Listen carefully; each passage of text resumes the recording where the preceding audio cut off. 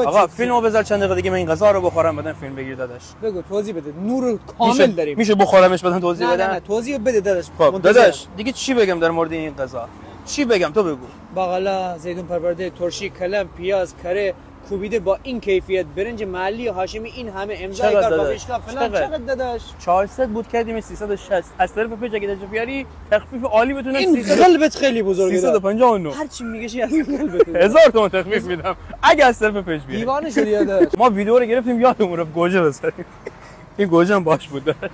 اینو اون اضافه کن. داش یعنی 359 تومن. الان با این شو 360. اوه 1000 تومان دم. نه با همین گوجه اضافه داداش 359. یادمون رفت. این قلبت داداش داره بهت آسیب میزنه.